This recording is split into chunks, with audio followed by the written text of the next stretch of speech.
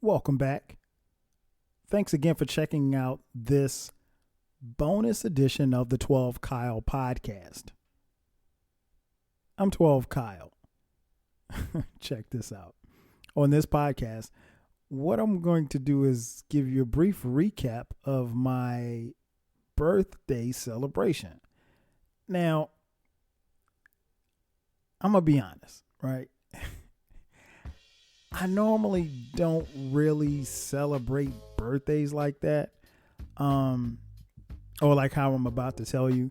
And I'll get into that a little later as far as my birthdays. But as some of you know, or maybe a few of you know, I celebrated my 48th birthday a couple of weeks ago. And at the time of this recording. And I had a couple of months back, I want to say in I don't know, late July, early August, I was like, you know what? Turning 48, I'm going to do something different. I'm actually going to celebrate and just kind of let my hair down and just hang out and kick it. And I was like, you know what would be dope? I'm going to go to LA. Now, at the time that I booked my flight and my hotel, we were in a global pandemic. Little did I know that the global pandemic would become even worse than it was at the time that I booked the flight and the hotel and the rental car. But, I was just like, you know what? It's rare for me to celebrate my birthday like this. So, I'm going to LA to kick it. Plus, one of my best friends, my man Jay Fresh, who I've known since we were 6, since we could barely spell. I've known Jay Fresh since we were like 6. Jay Fresh and I actually moved together to Atlanta, and we lived together for a year. So this is my man. We went to high school together, the whole nine, and grew up around the corner from each other. So anyway, I hadn't seen Jay Fresh since my 40th birthday party. He's been in LA for the better part of 20 years now. So I hadn't seen him since my 40th. So that was 8 years ago. So I'm like, I go kick it with Fresh. Right. So little did I know that, again, things would get worse as far as the pandemic was concerned. And I'll be honest, I knew that we were in a pandemic because, I'm moving like everybody else is moving, trying to stay Rona free, right? But I didn't know it was going to be this crazy. But I made up my mind, and I'll be honest with you, I probably, as it got closer and closer to, the time for me to leave, I was still contemplating like, I don't know, Playboy. I don't know if you want to do this, but, I knew that, I'd have to maneuver a different kind of way and so forth and so on. But being able to maneuver through a pandemic is one thing. It felt like at the time, and we're talking second week of December. So it felt like at the time that LA was the epicenter of the coronavirus pandemic. So I had to take extra precautions. And that was cool for me because I had already been doing it already. But, it's a different thing when you're inside your house, when you feel like you're totally free from corona as opposed to being in public with other people. One of the things that I noticed, obviously, was like when I got to the airport, and they said this up front. I flew Delta from Atlanta to LAX. And they said at the beginning that, here are some of the things that you should be aware of. The hand sanitizers at each station, blah, blah, blah, blah, blah. This is how we clean. The plane will be clean. All of this, the whole nine. So, I'm thinking, okay, well, let's see if Delta is up to what they said that they're going to do. And to their credit, I mean, the plane was, I don't think I've ever been on a plane that clean, but, it was, it I don't want to say you feel totally safe, but you felt a little bit more secure, if you will. Not enough to get your guard down, but just like I said, being in the airport. And Hartsfield-Jackson International Airport is an extremely busy airport. It's one of the busiest airports in the world. And I flew out Tuesday morning, and on the Tuesday, December 8th, I flew out that morning, and my flight was like at 8. So I got to the airport at like 6. So, it was virtually nobody in the airport, which is weird, but, still, I'm rolling. No problem getting through TSA, no problem. Once I got on the plane, they give you these little wipes and stuff. So I'm wiping down my seat, wiping down all the stuff that I'm going to touch, wiping down the surface of the little movie screen and everything. So, being in the airport early and then being on the plane, I've pretty much felt at ease. And the only only time I didn't really feel at ease was, and of course you had to have your mask on, right? So I think that goes without saying, but I had my mask on the whole time. I did take my mask off to partake in some, what would I have? A red wine. It was some Merlot. So I had like, I had like 3 or 4 bottles. And so I would drink and then put my mask back on, drink, and do it like that. But yeah, flying was actually pretty cool. I remember I had spoken to my homegirl Autumn the Aries. Shout out to Autumn. A couple of months ago, actually before I bought the ticket, and Autumn said, she had flown a couple of times or whatever, and she was telling me like what to expect, and she was like, look, being on a plane, you'll be pretty cool. You should be, in pretty good shape, and of course, people want to make sure that obviously that it's as safe as it can be, but there's also a level of trust that you have to instill in other people that, hey, I'm not getting on this plane sick, and you don't know if someone has something or whatever the case may be, but you can't be on a plane if you're experiencing symptoms. So the plane was cool, but again, I'm going to LA, right? I'm going to Cali, and it's weird because by the time I got out there, LA County had over 636,000 cases of COVID, right? And 8,900 deaths. And so the week before I get out there, the mayor of LA, and the governor, they shut everything down. They're like, look, no outdoor dining, no nothing. You can't, you stay at home orders, blah, blah, blah, blah, blah. So when I hit my homeboy Jay Fresh up, and I was like, yo, Fresh, I'm coming. And he was like, man, you sure you want to come? He's like, because LA's shutting down. I was like, well, I've been shut down, for the most part in Atlanta. I don't go anywhere. I just go to the grocery store and then I come back to the crib, and that's about it. I work from home, so it's no big deal.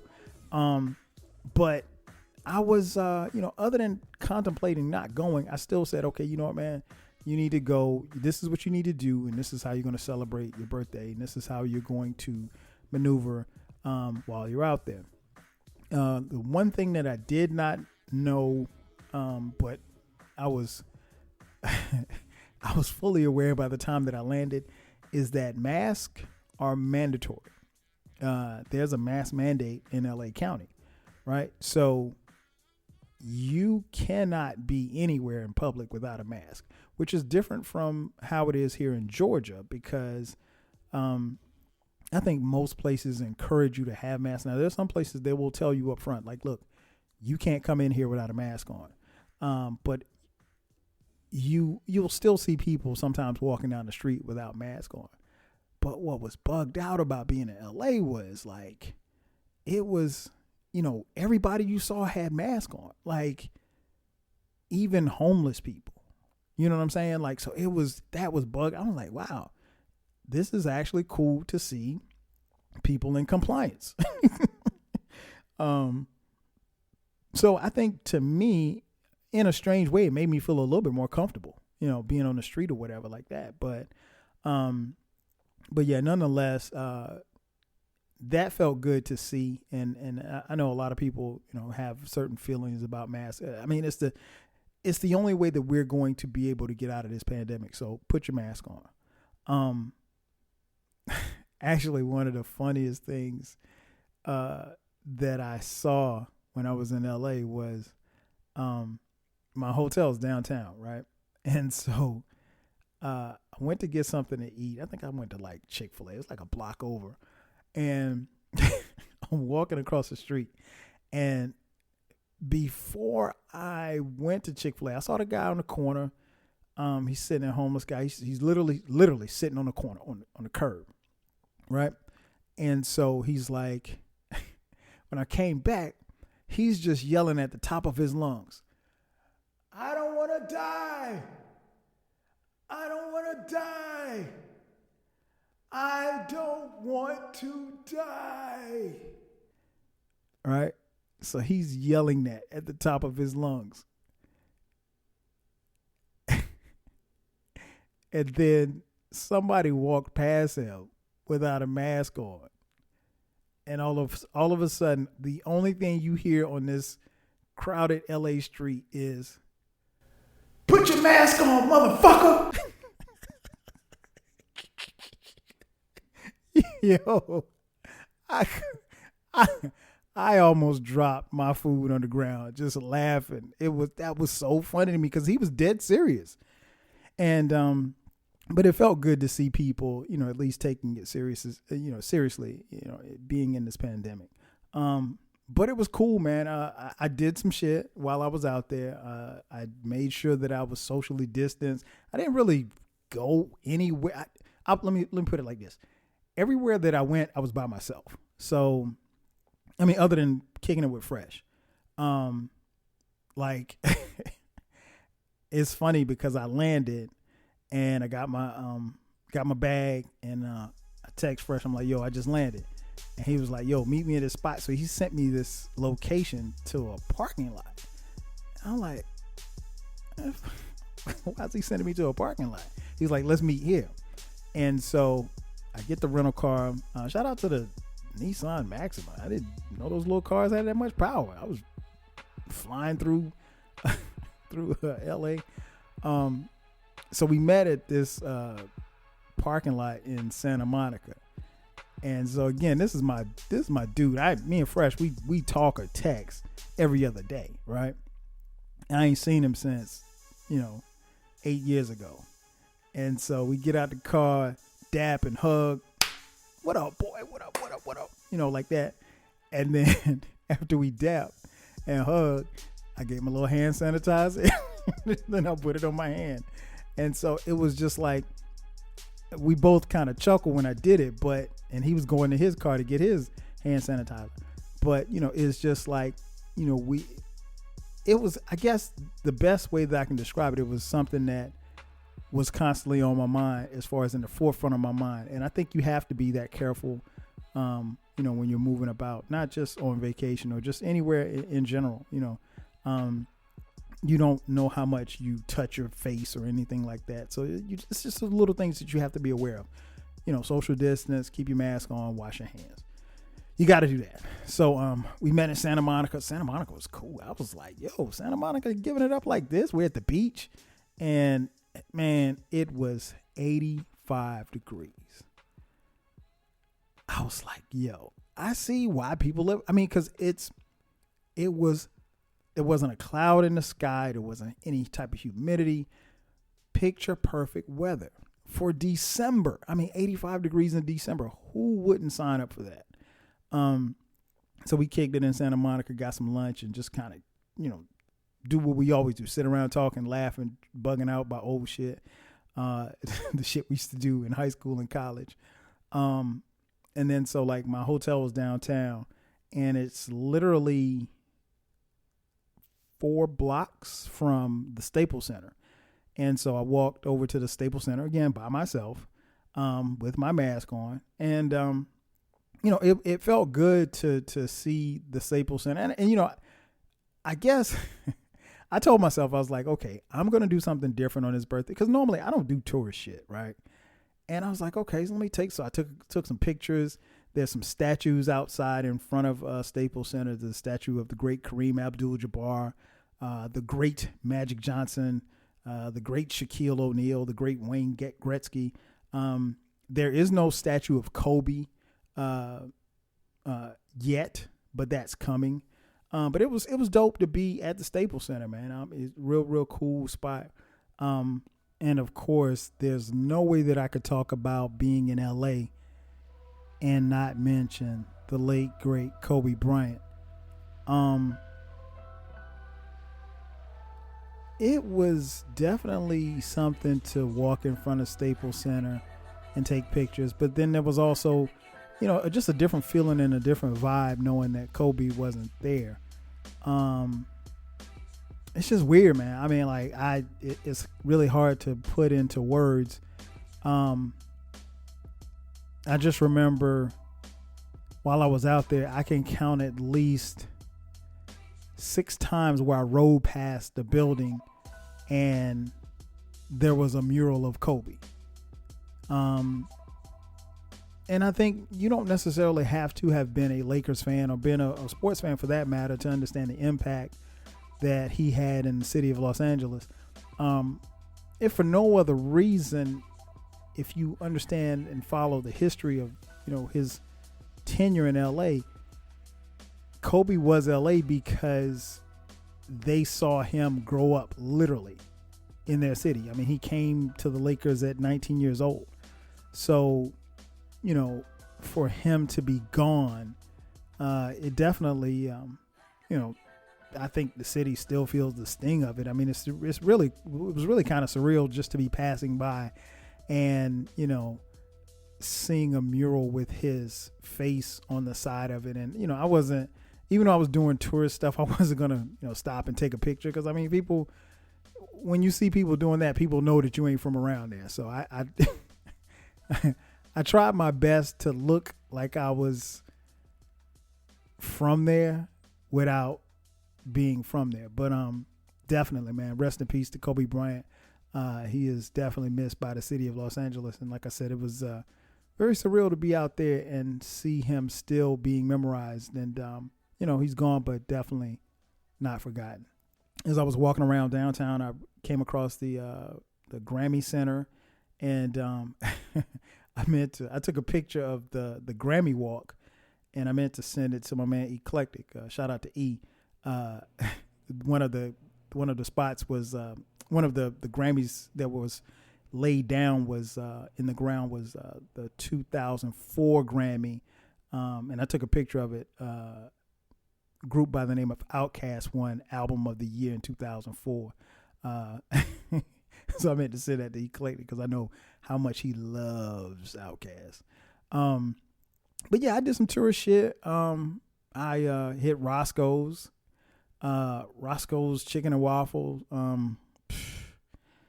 That food is crazy. It is so good. So good. Had a couple of, like, there was a Morton's next to my hotel. I ate there for my birthday. And now when I said I ate there at Morton's, I got it to go because I wasn't, because you couldn't sit in anybody's restaurant or sit outside. So I got it to go, ate in my room, cool, whatever. What else did I do? Friday I did Runyon Canyon, hiking.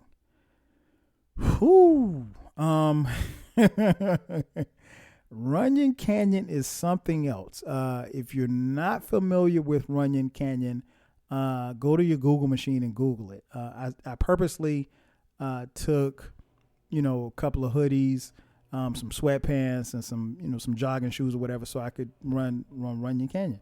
And I mean, I'm not a runner or a hiker or anything like that, but I get my walk on or whatever like that. So, it's this huge, huge hill, huge winding hill for that matter.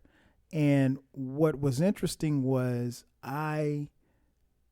when I got to Runyon Canyon, you had to drive up the canyon, or at least where I came in at. And then, of course, they have all the signs that you have to have your mask on. So I switched mask and, got a couple extra layers, filters to put in my mask.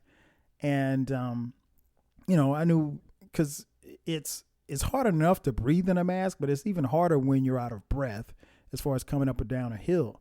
But here's the thing. I actually started at Runyon Canyon at the top of the canyon. So I started walking, right? And I'm walking down. So I'm like, okay. I was like, oh, this ain't shit. I'm like, okay, this is a piece of cake. And I got maybe 2 minutes into the walk and realized that I was at the top of the canyon. So I knew I was going to have to walk to the bottom and then walk back to the top. That was going to be a problem. So I got to the bottom and I was surprised at how many people were out there with their dogs and all kind of stuff. And it was, everybody was still keeping their distance. And, you had some people that were just straight up just running. And then there were a few, not a lot, but there were a few who had their chin diapers on. Chin diapers is what we call people who take their mask and put the mask on their chin. That's a chin diaper. Don't do that. That defeats the purpose in having on a mask. You should have a mask that covers both your nose and your mouth. But yeah, it was cool, man. Runyon Canyon was cool. Definitely do it if you go out to LA and you have some time. And then of course, you could see the Hollywood sign from there. You could see the skyline of LA. I took a lot of pictures, and like I said, I was just on some tourist shit. Did a lot of riding around in the car. One of the places, cause my hotel was on Wilshire Boulevard downtown. And so I'm riding around, and I think I was in Culver City. I'm not sure. I was like just riding, because here's the thing about me. Like, I have a pretty good sense of direction, and the way that LA is set up, their streets are set up in numbers, and they're like a grid. So, if you're on 10th Street, then it goes up to 11th, 12th, whatever the case may be. So I was in I think at one point I was in Inglewood, and I was at 99th Street.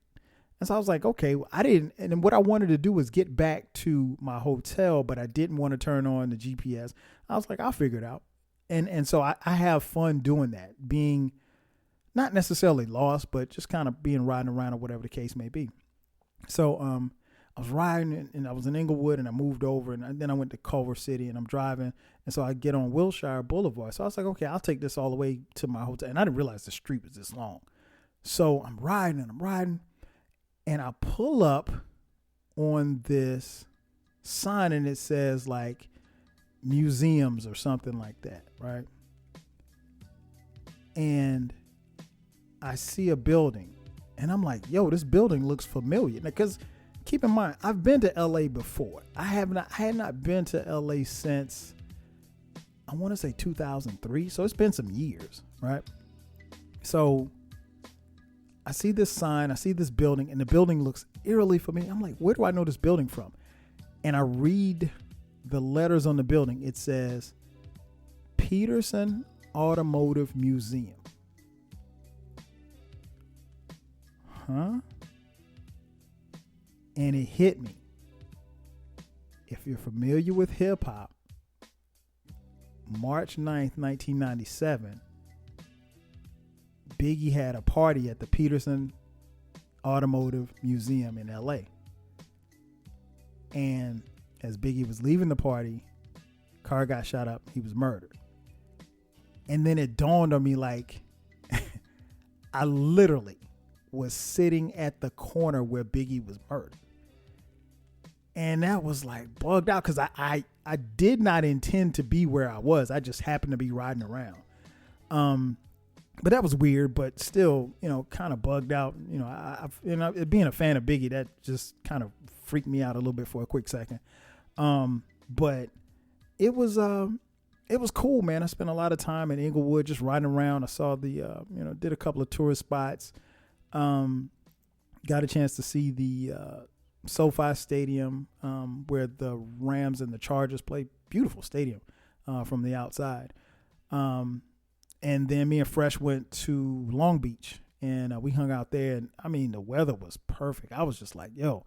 And Fresh is thinking about moving to Long Beach, and gotta say, Long Beach ain't what I thought it was.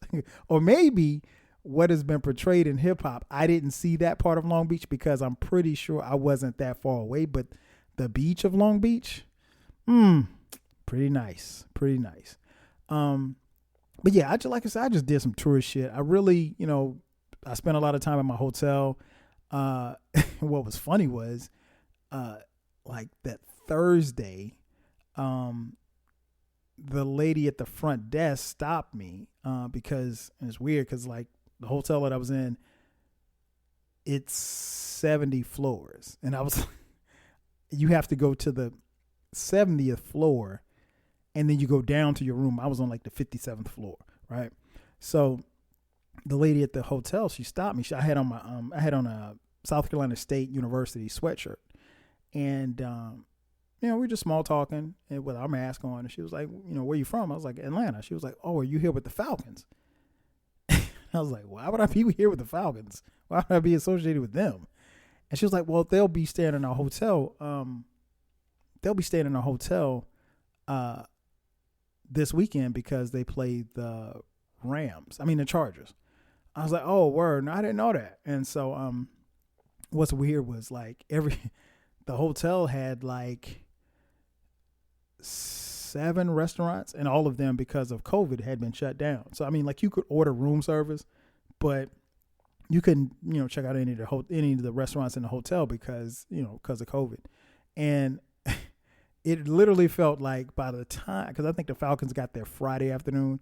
By the time the Falcons got there, it really felt like me and the Falcons were the only people in the hotel. But it was just kind of weird, but it was cool. But yeah, overall, I really wanted to. I didn't anticipate obviously a pandemic, but I'm somebody who doesn't really. I celebrate my birthday, but my birthday has always been something personal to me. I want to thank everybody. I did it on social media, but I want to thank everybody who sent well wishes and happy birthday wishes and all the calls and text messages and posts on social media. I really appreciate that because I'm not really someone who makes a fuss or likes a fuss being made about my birthday. It's always been more of a personal thing, a time for me to reflect on, the previous year and the years. And to be honest, it's a blessing to see 48, and it's also makes you realize how much time has passed. Like I don't feel 48 if 48 had a feeling, but I'm also thankful and blessed to have made it this far, but I still have a long way to go. I'm trying to live to like 145 or something like that. But yeah, I just, I wanted to do something different. So this was a chance for me to kind of go and celebrate me and do something, for me. And, cause I'm normally doing stuff for the wife and kids or my family. And, it's kind of interesting cause I talked to my dad before I came out there, and my dad was like, you sure you want to go? I was like, Dad, trust me, I will be fine. I will be fine. I'll take every secondary, precaution that I can to stay, Rona free. And my mom was worried too, but I was like, I'm okay. I know what to do. And but I'm glad that I went. I'm glad that I went. LA is a beautiful place. Me and Fresh were talking. It's definitely some place that I will go back to. But I want to go back again when, we're over the pandemic or what have you. So whenever outside opens back up, I'll go back. And I think probably the next time I'll go, I'll bring Sharice with me because my wife, Sharice, she's actually from Compton. So I didn't make it to Compton, though. I really had no reason to go to Compton, but I didn't make it over to Compton. But yeah, we'll probably go together. But yeah, LA is beautiful, man. It's a beautiful city. It's a beautiful place. It's got its issues. Good God, I've never seen so many homeless people, and it makes you kind of appreciate things because, I live in Atlanta. We have a homeless population here, but you don't see it like that. Like in LA, it's everywhere. You step outside your hotel and you just see homeless people on the street. It's just there. And, you feel bad for them, but you also feel thankful that, just appreciative of the things that you have. Not everybody can get on a plane and go celebrate their birthday in another city. And I feel very fortunate and blessed that, not only that God blessed me to see those years, but also to be in the position where I could do that type of thing and celebrate myself. So, like I said, it was just me and Fresh, and I enjoyed LA. And like I said, once outside opens back up and it's safe to come out, who knows? Like I said, I'll get on another bird and fly out west and go kick it.